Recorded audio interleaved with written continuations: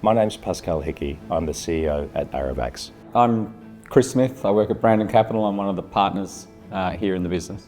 Aravax is a Melbourne-based biotechnology company developing next-generation immunotherapies for the treatment of allergic disease. Brandon Capital and the Medical Research Commercialisation Fund is a venture capital firm for investing in life sciences developed here in Australia. Our job is to try and find good ideas, the next future medicines that might treat humanity, and really try and develop those, get them out of early stage research and get them into development and human clinical testing, and then for medicines that we can all use. So back in 2017, Aravax had completed the early stage research that led to the identification of the lead product PVX-108. That stage of development is when some really significant costs start to come in. Aravax needed to commit to startup costs associated with the clinical trials, and also needed to fund the costly toxicology studies that are required by the regulators before we can go into humans for the first time. At that stage, the BTF support became critical for Aravax's progression. I worked with the founders for probably 2 years before we made our first investment, really trying to shape that into a product and think about what that might look like.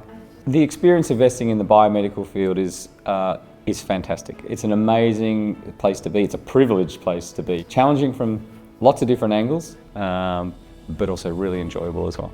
What we've seen over the last 10 to 20 years is that small to medium biotech companies are playing a much greater role in taking that science, understanding the needs and wants of patients around the world, and developing medicines to a later stage of development, and in some cases even going all the way and commercialising those products themselves. The BTF program is significant for advancing biomedical innovation in Australia. I think without it, we'd be in a very different position.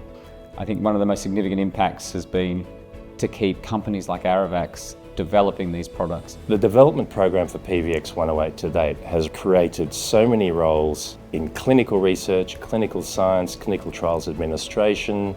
But in addition to that, there are the people that are required to support this very large project: the accountants, the lawyers, the patent attorneys. The majority of these roles have been created and supported within the vendors that provide the research services that we use. But all of those activities are managed by a relatively small but very highly experienced core Aravax management team that's based here in Melbourne.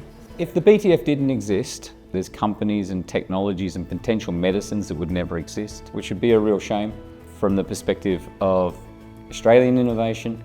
And we've seen that in the past, and we want to try and really build the industry here. And so the BTF has been critical for that.